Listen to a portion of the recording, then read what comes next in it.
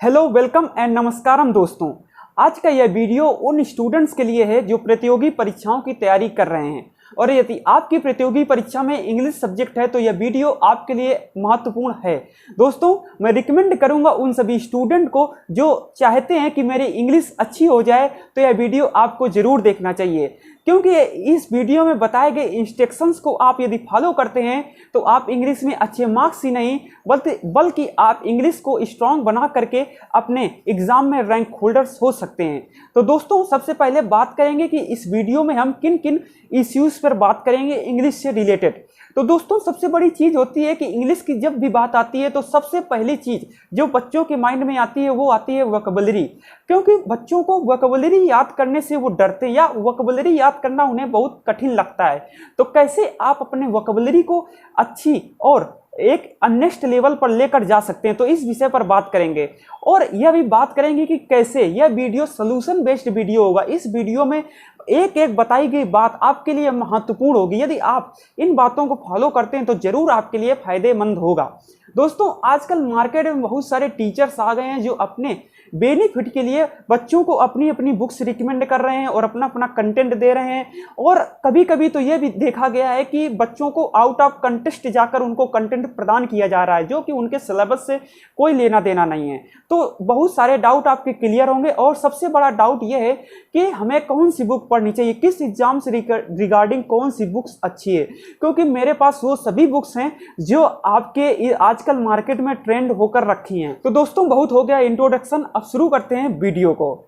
दोस्तों, मार्केट में क्या है कि टीचर्स अपने हिसाब से इंग्लिश को डिवाइड कर रहे हैं। वो ऐसे कि मेरा इंग्लिश को डिवाइड करने का क्या पॉइंट ऑफ व्यू है कि मैं इंग्लिश को 3 भाग में डिवाइड करता हूँ।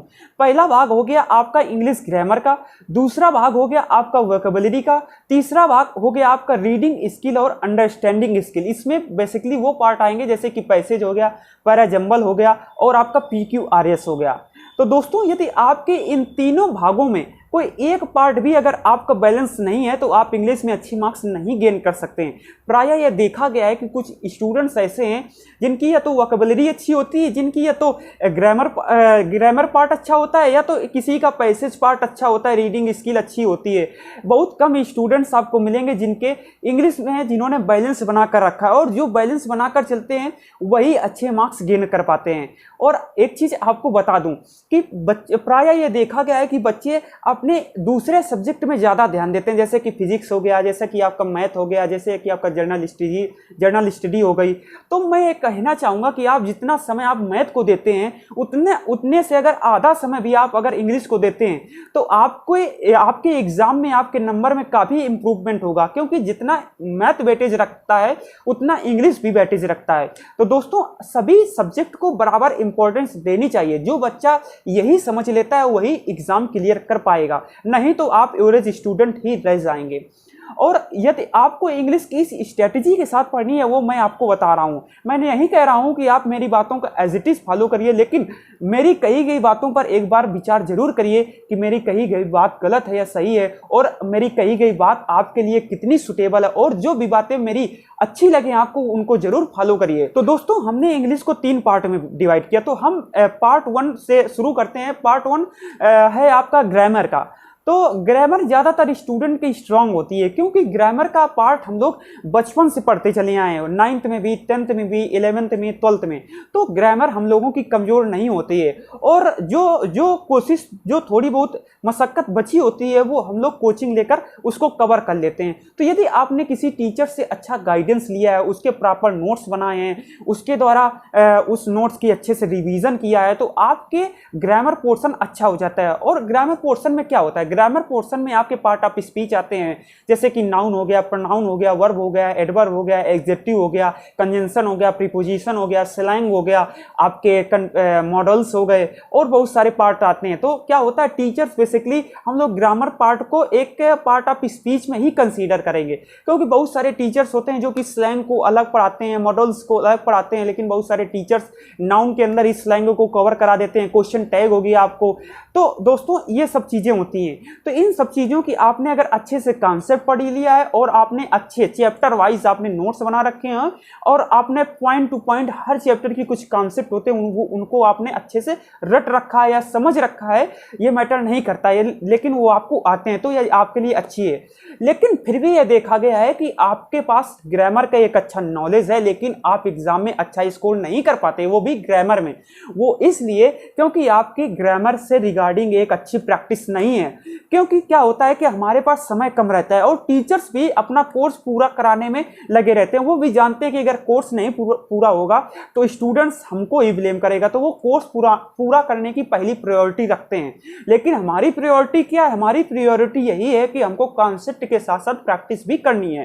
तो दोस्तों प्रैक्टिस कराते हैं टीचर्स, लेकिन उतनी नेक्स्ट लेवल की प्रैक्टिस नहीं हो पाती है क्योंकि आजकल के एग्जाम्स में टू द पॉइंट क्वेश्चंस नहीं पूछे जा रहे हैं। एक क्वेश्चंस के अंदर 3 कॉन्सेप्ट लगा देते हैं। तो यदि आप नंबर्स ऑफ क्वेश्चंस की प्रैक्टिस नहीं करेंगे तो आपकी ग्रामर स्ट्रांग नहीं हो पाएगी।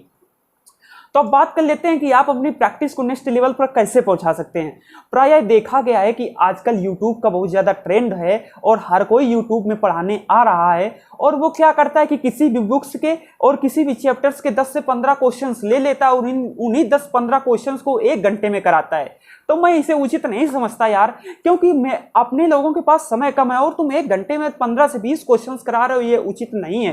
क्योंकि आजकल आप जितने भी क्वेश्चंस करते हो उतने क्वेश्चंस कम पड़ जाएंगे। तो आप कैसे अपने स्टडी को नेक्स्ट लेवल पर ले जा सकते हो? मैं मानता हूं कि यदि आपके पास एक पढ़ने की हैबिट नहीं है तो आप शुरू में आप उन यूट्यूब के टीचर्स का गाइडेंस ले सकते हो, लेकिन कुछ समय पश्चात आपको सेल्फ स्टडी करनी ही पड़ेगी। कंपटीशन का मतलब सेल्फ स्टडी ही होता है।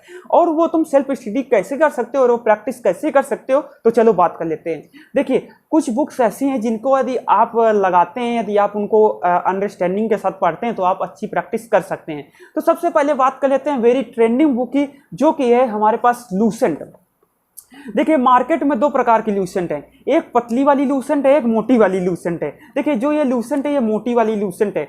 तो पतली वाली लूसेंट और मोटी वाली लूसेंट में अंतर क्या है? देखिए क्या है कि ये जो इंग्लिश होती है, इंग्लिश का लेवल होता है कि किस एग्जाम में किस लेवल की इंग्लिश आ रही है।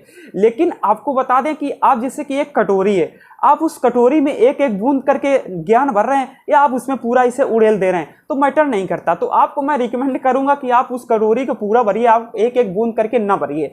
क्योंकि यदि आपके पास पूरा ज्ञान होगा तो आप किसी भी एग्जाम को क्रैक कर सकते हैं। इंग्लिश सभी में सेम होती है, ठीक है ना। तो ये कंफर्म नहीं है कि आप जिस एग्जाम की तैयारी कर रहे हैं उसमें आपका सिलेक्शन हो ही जाए। तो यदि आप पूरी प्रॉपर स्ट्रेटेजी के साथ शुरू से ही आप अपनी तैयारी को नेक्स्ट लेवल पर लेकर चलते हैं तो आप एक अच्छा स्कोर कर सकेंगे। तो पतली मोटी लूसेंट के चक्कर ये है कि आपको रिकमेंड करूंगा कि आप ये वाली लूसेंट खरीदें। क्यों? आप पहले उसमें पैसा खर्च करें फिर इसमें पैसा खर्च करें। ये लूसेंट अच्छी है, इंग्लिश हिंदी दोनों एडिशन में आपको इंग्लिश में मिल जाएगी, हिंदी में मिल जाएगी। यदि आप इस किताब को खरीदना चाह रहे हैं तो आप खरीद सकते हैं, क्योंकि इस किताब में ग्रामर के हर एक कॉन्सेप्ट को क्लियर किया गया है। और मेन बात यह है कि जो भी इंपॉर्टेंट चीजें उनको इसने हाईलाइट करके रखा है और हर चैप्टर से रिलेटेड आपको मिनिमम 500 क्वेश्चंस प्रैक्टिस के लिए मिल जाएंगे। तो आपकी प्रैक्टिस भी अच्छी हो जाएगी। यदि आपने नोट्स नहीं भी बना रखा है तो आप इससे कॉन्सेप्ट भी पढ़ सकते हैं। और इसमें वोकैबुलरी भी दी है, लेकिन मैं इसे वोकैबुलरी के लिए उचित नहीं समझता। कुछ लोगों के लिए हो भी सकता है, मैंने इसे पढ़ी भी नहीं है वोकैबुलरी, क्योंकि मुझे इसे पढ़ने में मन भी नहीं लगता। क्योंकि इसमें उस लेवल की वोकैबुलरी नहीं दी है। इसमें एक तो स्टैंडर्ड वाइज वोकैबुलरी नहीं दी कि पहले सरल हो, पहले फिर मीडियम लेवल हो, फिर थोड़ा हाई लेवल हो। इसमें पूरा मतलब कि मिक्सर दिया हुआ है। तो मैं आपको इससे वोकैबुलरी से रिलेटेड रिव्यू नहीं दूंगा। यदि आप पढ़ते भी हैं तो आप गो थ्रू कर सकते हैं। तो ये हो गई लूसेंट की बात। और अब बात आ जाती है दूसरे बुक्स की, जो है mirror of common error. Mirror of common error ये हमारे अशोक कुमार सिंह सर की है। ये बुक बहुत ही पुरानी है। जो बच्चे 2010 से या उससे पहले से भी तैयारी कर रहे हैं उन्होंने इस बुक को जरूर पढ़ा होगा। इस बुक की खासियत बात यह है कि यदि आप इस बुक को लगा लेते हैं तो आपके आई एम श्योर कि आप ग्रामर में पूरे स्कोर करेंगे, क्योंकि इस बुक में ओनली एरर्स दी हुई हैं। एरर्स हैं, फिल इन द ब्लैंक्स हैं, fill in the blanks errors के रूप में है।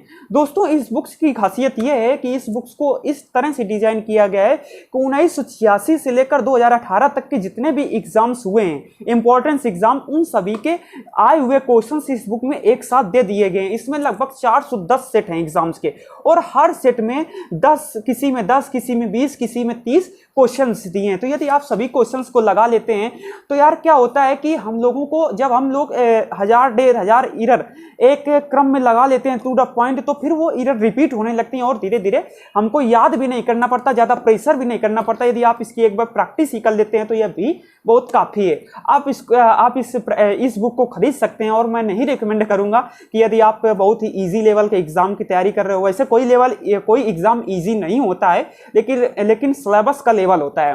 तो यदि आप एयरफोर्स की या नेवी की या एमटीएस की या सीएचएसएल की तैयारी कर रहे हैं तो आप नॉर्मल बुक्स से ही एग्जाम क्लियर कर सकते हैं, जैसे कि लूसेंट।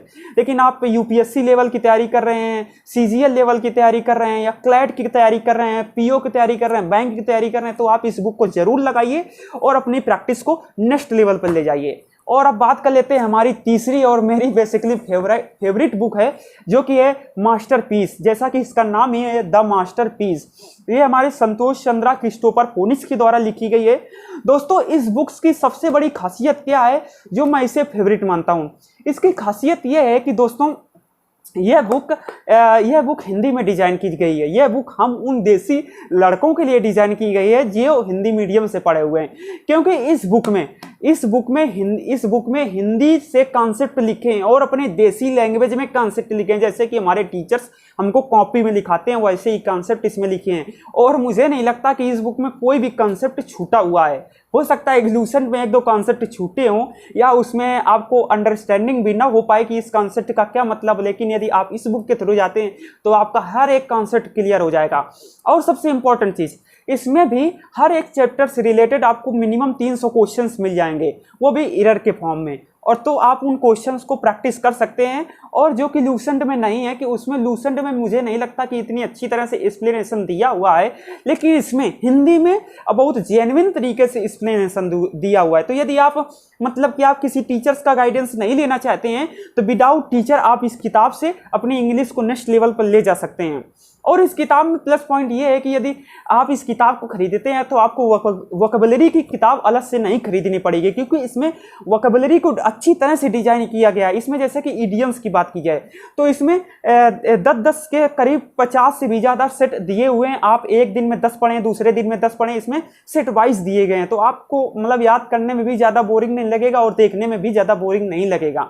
और इसमें इडियम्स जैसे कि आप पढ़ लेते हैं तो उसके बाद उसकी एक्सरसाइज कर सकते हैं। जैसे कि एक इडियम्स दिया, उसके 4 विकल्प दिए हुए हैं, जैसा कि एग्जाम्स में पैटर्न आता है, तो एग्जाम्स के पैटर्न के अनुसार अपनी वोकैबुलरी को तैयार कर सकते हैं। तो वोकैबुलरी प्लस ग्रामर के लिए यह बुक बेस्ट है। This is the best book I have ever read. तो दोस्तों, यह हुआ आपका ग्रामर पोर्शन की बात। और अभी एक बुक और है जो मेरे पास, वैसे आप लोग कंफ्यूज हो सकते हैं कि यार कौन सी बुक पढ़ें, कौन सी ना बुक पढ़ें। तो आपको बता दूं कि कोई भी बुक अच्छी या खराब नहीं होती है। बुक सभी अच्छी होती हैं, सभी टीचर्स अच्छे होते हैं जिन्होंने बुक्स लिखी हैं। और जो भी बुक्स मेरे पास हैं वो उन टीचर्स की है जो अपने क्षेत्र में, जो इंग्लिश के क्षेत्र में महारती हैं, एक तरह से वो अपने मास्टर हैं इंग्लिश के क्षेत्र में। तो बुक्स कोई भी खराब नहीं है। मैटर ये करता है कि आपको उस बुक्स के साथ अच्छी अंडरस्टैंडिंग, अच्छा तालमेल आपने बिठा लिया है कि नहीं है। तो दोस्तों, यह बुक बेसिकली प्रैक्टिस के लिए है। यह बुक जयदीप सर की है, इंग्लिश ग्रामर की, ब्लू बुक के नाम से जानी जाती है। इसे आप फ्लिपकार्ट से भी परचेस कर सकते हैं। यह बुक बेसिकली प्रैक्टिस के लिए, यदि आप कॉन्सेप्ट पढ़ लेते हैं तो इसमें एक बहुत अच्छी तरह से प्रैक्टिस दी हुई है। दोस्तों, क्या है कि यह बुक रिसेंटली डिजाइन की गई है, तो इसमें मतलब कि आपको एग्जाम पैटर्न से रिलेटेड क्वेश्चंस मिल जाएंगे, फिल इन द ब्लैंक्स मिल जाएंगे, errors plus fill in the blanks मिल जाएंगे, और पूरे चैप्टर्स को इसमें कवर किया गया। पार्ट ऑफ स्पीच हो गया, क्वेश्चन टैग हो गया, स्लैंग हो गया, कंफ्यूजिंग वर्ड्स हो गए, बहुत सारे चैप्टर्स इसमें डिजाइन किए। लगभग 22 से 23 चैप्टर्स हैं जिनकी आप एक्सरसाइज कर सकते हैं। तो यदि आप कम समय में जल्दी तैयारी करना चाहते हैं, प्रैक्टिस करना चाहते हैं, केवल प्रैक्टिस करना चाहते हैं, तो यह बुक परचेज कर सकते हैं। लगभग 250 रुपए की यह बुक है, और यह बुक भी बहुत अच्छी है। बुक मैंने बता दिया, आपको जो बुक अच्छी लगे वो आप खरीद सकते हैं। कोई भी बुक अच्छी खराब नहीं होती है। तो दोस्तों, ये हो गया हमारा ग्रामर का पार्ट। तो दोस्तों, अब बात कर लेते हैं हमारे वीडियो के सेकेंड भाग की, जो कि है वोकैबुलरी। दोस्तों, प्रायः हमारे टीचर्स भी कहते हैं कि वोकैबुलरी पढ़ो, वोकैबुलरी याद करो, लेकिन हमें यह कोई नहीं बताता कि हम वोकैबुलरी कैसे याद करें, कैसे पढ़ें। तो दोस्तों आज के इस पार्ट में हम लोग इसी में डेप्थ में जा रहे होंगे। तो सबसे पहले बात कर लेते हैं वोकैबुलरी को, कुछ इंट्रोडक्शन देते हैं। वो इंट्रोडक्शन ऐसे कि देखिए, आप यदि किसी कंपटीशन की तैयारी कर रहे हैं तो आपके कंपटीशन में मैथ्स भी आता होगा, इंग्लिश भी आता होगा और अदर सब्जेक्ट भी आते होंगे। और एक क्वेश्चन मैथ का मान लिया आपका 1 नंबर का है तो आपका इंग्लिश का भी एक क्वेश्चन 1 नंबर का होगा। तो यदि आप अच्छी तरह से वोकैबुलरी पढ़ रहे होते हैं तो वोकैबुलरी अगर आपको आती है तो आप 2 सेकेंड या 1 सेकेंड के अंदर वोकैबुलरी के क्वेश्चन को टिक करके 1 नंबर हासिल कर सकते हैं। लेकिन वही बात कीजिए मैथ में, तो मैथ में हमको कैलकुलेशन करनी पड़ सकती है, या हो सकता है हमको डायरेक्ट आ भी जाए, लेकिन यह देखा गया है कि प्राय कैलकुलेशन उसमें मिनिमम हमको 10 सेकेंड 15 सेकेंड लग सकते हैं हल करने में।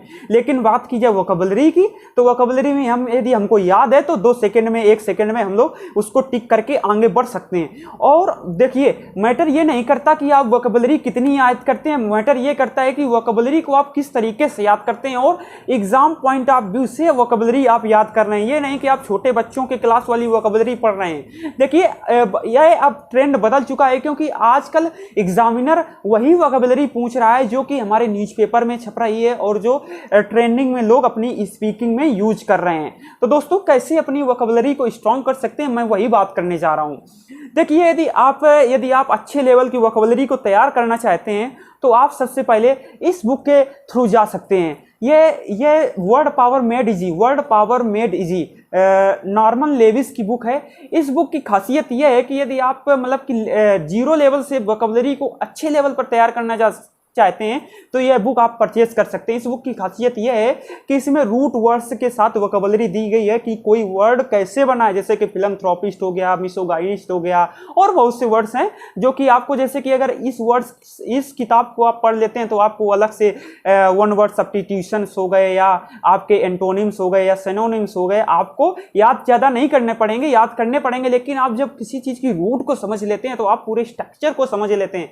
तो यदि आप बेसिक लेवल से तैयारी करना चाहते हैं, यदि आप जल्दी में अपने कोर्स को समाप्त नहीं करना चाहते तो इस बुक के थ्रू जा सकते हो। और मैं रिकमेंड करूंगा कि यदि वैसे वही सीधी सी बात कि यदि आप हाई लेवल की एग्जाम की तैयारी कर रहे हैं तभी इस बुक को खरीदिए, वरना यदि आप अंदर से जागरूक हैं कि नहीं मुझे अपनी एग्जाम मैटर नहीं करता मेरे लिए, मैं अपने सब्जेक्ट को स्ट्रॉन्ग बनाऊंगा, मेरे पास समय है पढ़ने के लिए, तो आप इस बुक की सहायता ले सकते हैं। दोस्तों, हो सकता है कि इस बुक को आप सेल्फ तरीके से न पढ़ पाएं, क्योंकि इस बुक को पढ़ने के लिए किसी प्रॉपर गाइडेंस की जरूरत पड़ेगी। मैंने तो वैसे अपनी कोचिंग में इस बुक से प्रॉपर गाइडेंस ले रखा है, लेकिन हो सकता है आप कोचिंग में ना जा पाएं क्योंकि सारे टीचर्स इस बुक को पढ़ाते भी नहीं हैं। वैसे मेरी बात की जाए तो जिस चीज़ की मैं प्रिपरेशन कर रहा हूँ, मेरे टीचर्स भी मुझे ये बुक नहीं पढ़ाते, लेकिन मैंने उन टीचर्स से प्रिपरेशन की है जो यूपीएससी लेवल की तैयारी कराते हैं। तो इस वजह से मुझे इस बुक को पढ़ने का मौका मिला और मैंने बहुत कुछ सीखा इस बुक से।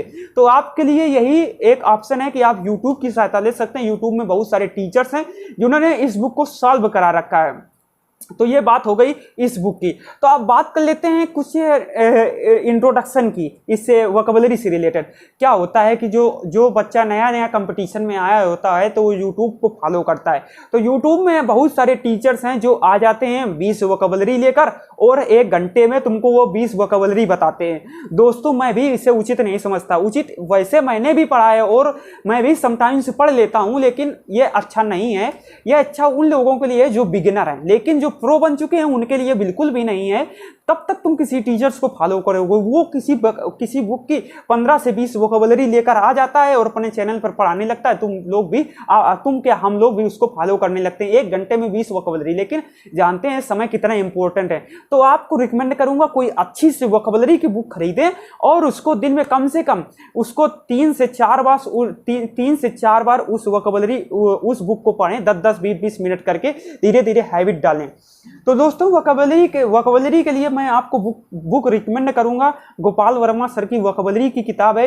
ये वोकैबुलरी की एक ऐसी बुक है, यदि आप इसको पूरा पढ़ लेते हैं तो मुझे लगता है कि आपकी 90% वोकैबुलरी कंप्लीट हो जाएगी। वोकैबुलरी का तो एक अथाह भंडार है, लेकिन फिर भी आप 90% कंप्लीट कर सकते हैं। इसकी खास बात क्या है कि यह उन स्टूडेंट्स के लिए जो हिंदी मीडियम से, इंग्लिश मीडियम वालों के लिए भी है, हिंदी मीडियम वालों के लिए भी है।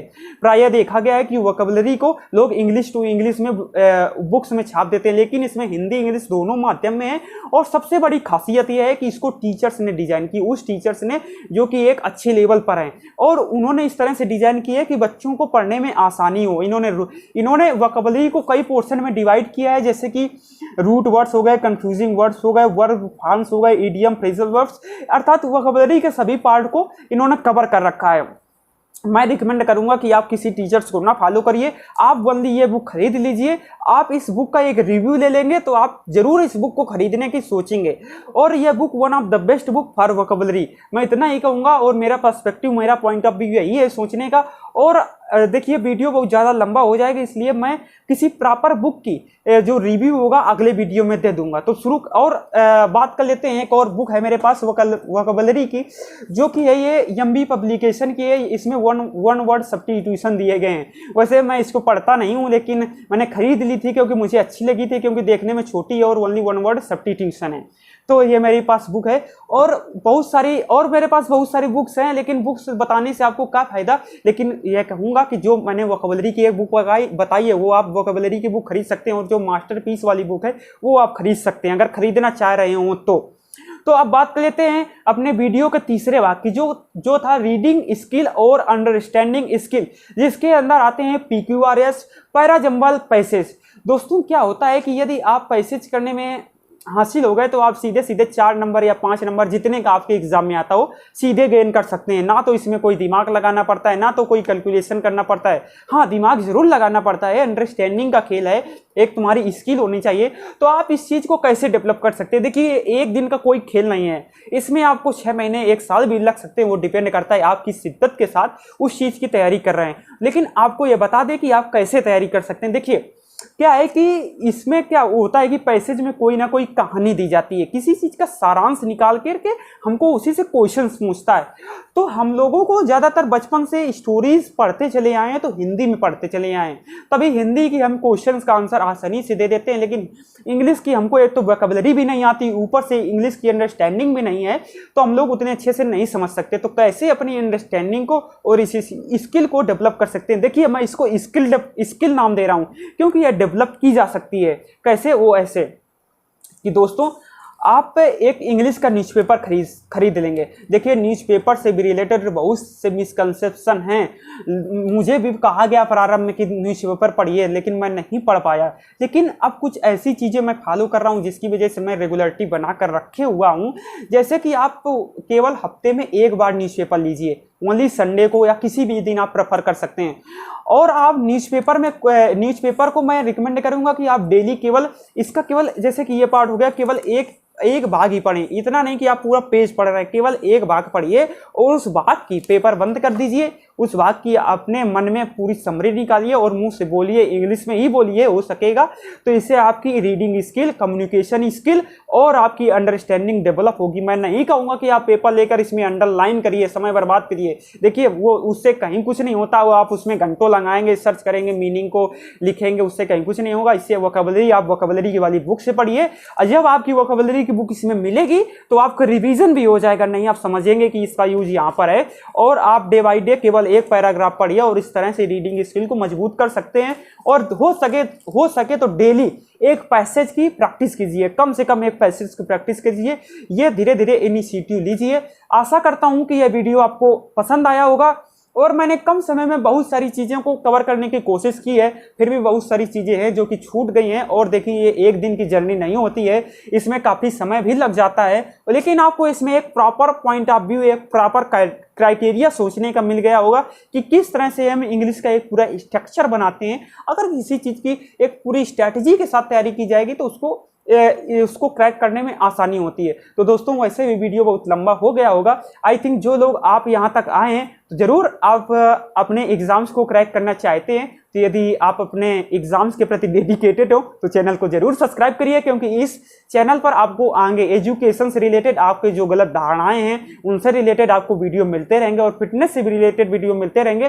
तो दोस्तों, इस चैनल को सब्सक्राइब कीजिए और दोस्तों के साथ भी शेयर कीजिए, ताकि हमको भी मोटिवेशन हो कि नहीं यार, लोग अपने आप को सुधारना चाहते हैं और मुझे वीडियो भी बनानी चाहिए, तो मुझे भी मोटिवेशन मिलेगा। तो चलते हैं, समाप्त करते हैं अपनी बात को। जय हिंद, वंदे मातरम।